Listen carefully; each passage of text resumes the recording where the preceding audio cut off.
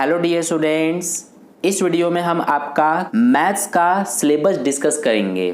ठीक है, और इसी एक वीडियो में मैं आपको आपके मिड टर्म एग्जाम का और आपके फाइनल टर्म के एग्जाम का दोनों ही एग्जाम्स का सिलेबस इस वीडियो में बता दूंगा। ठीक है, और ये दिल्ली के स्टूडेंट्स के लिए मैथ्स का सिलेबस है। तो चलो शुरू करते हैं। सबसे पहले मैं आपको आपके मिड टर्म एग्जाम का सिलेबस बता रहा हूं। ठीक है, तो मिड टर्म एग्जाम का सिलेबस ध्यान से देखना। आपको एक तो आपका चैप्टर 1 जिसका नाम है इंटीजर्स, यानी कि अगर आप हिंदी मीडियम के स्टूडेंट हो तो चैप्टर 1 आपका होगा पूर्णांक। ठीक है, चैप्टर 1 का नाम क्या है? पूर्णांक। तो ये आपका मिड टर्म एग्जाम में आएगा। ठीक है, अब देखो यहां पर क्लास 5th 6th और क्लास 7th यहां पर दिए गए हैं। तो अगर आपको चैप्टर 1 का पूरा कॉन्सेप्ट अच्छे से क्लियर करना है, अगर आप ये चाहते हो कि आपका एग्जाम में एक भी क्वेश्चन ना छूटे, तो हो सके तो आप वर्कशीट्स को अच्छे से कर लेना। जैसे कि यहाँ पर क्लास 5th का ये देखो वर्कशीट नंबर 9 दे रखा है। तो अगर आपसे हो सकेगा तो आप क्लास 5th का वर्कशीट 9 को अच्छे से कर लेना। ठीक है, अगर नहीं भी हो सकेगा क्लास 5th और 6th का आप चाहो तो छोड़ सकते हो, लेकिन क्लास 7th का जरूर कर लेना। देखो क्लास 7th का यहाँ पर वर्कशीट नंबर दे रखे हैं 1 5 6 7 8। ठीक है, तो हो सके तो इसको जरूर कर लेना। जो क्लास 7th यानी कि आपकी क्लास का जो वर्कशीट दे रखा है उनको आप हो सके तो जरूर करके देखना। ठीक है, इससे आपका ही जो ये चैप्टर है ये अच्छे से क्लियर हो जाएगा और एग्जाम में आपका एक भी क्वेश्चन नहीं छूटेगा। इसके बाद नेक्स्ट आपका चैप्टर नंबर 3 भी आ रहा है जिसका नाम है डेटा हैंडलिंग, यानी कि आंकड़ों का प्रबंधन, हिंदी में इसका नाम है। तो इसमें भी देखो क्लास 7th का यहाँ पर ये वर्कशीट्स दे रखे हैं। तो इन अगर वर्कशीट्स को आप कर लेते हो सॉल्व, तो ये आपका चैप्टर 3 अच्छे से क्लियर हो जाएगा।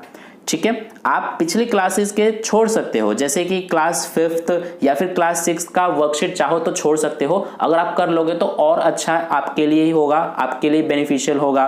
ठीक है, अगर नहीं कर पाओ तो क्लास 7th का कर ही लेना। इसके बाद देखो चैप्टर 5 भी आपका आएगा, लाइंस एंड एंगल्स, यानी कि रेखाएं एवं कोण।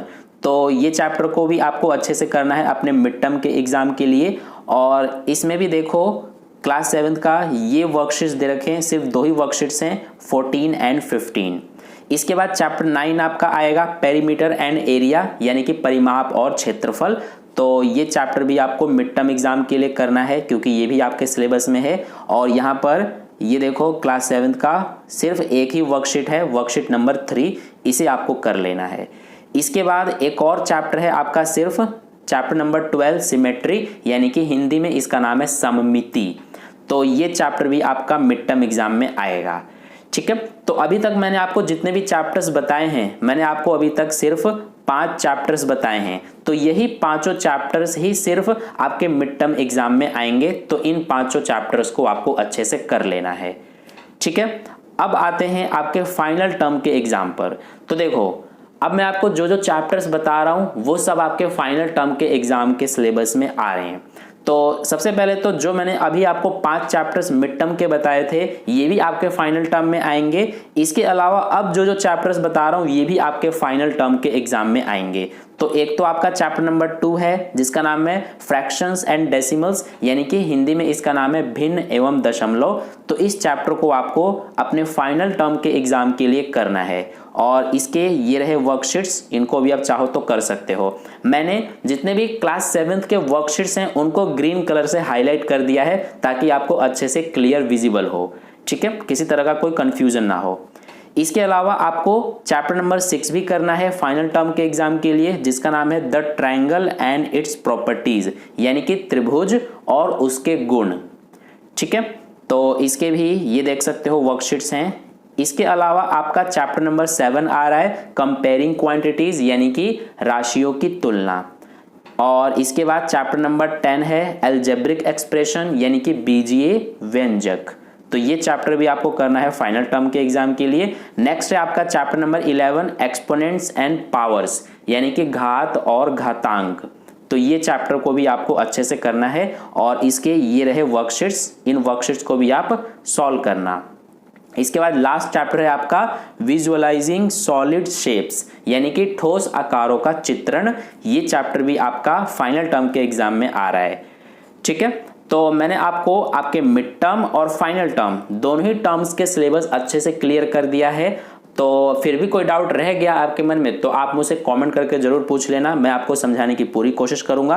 और ये जो पीडीएफ है आपका सिलेबस का, इसे मैं आपको टेलीग्राम ग्रुप पर सेंड कर दूंगा, वहां से आप डाउनलोड कर लेना इस पीडीएफ को और एक बार और अच्छे से अपना पूरा सिलेबस आप देख सकते हो। ठीक है, अगर आपने टेलीग्राम ग्रुप को ज्वाइन नहीं किया है तो ज्वाइन कर लेना। टेलीग्राम ग्रुप को ज्वाइन करने का कोई पैसा नहीं देना है और ज्वाइन करने का लिंक आपको इस वीडियो के डिस्क्रिप्शन बॉक्स में दिया हुआ है, उस लिंक पर क्लिक करके आप ज्वाइन कर लेना। ठीक है, तो वीडियो को लाइक कर देना, अपने दोस्तों के साथ भी शेयर कर देना ताकि उन्हें भी अपना सिलेबस पता चल सके। और अगर आपने चैनल को सब्सक्राइब नहीं किया है तो सब्सक्राइब कर लेना और बेल आइकन को प्रेस कर लेना। तो मिलते हैं फिर नेक्स्ट वीडियो में।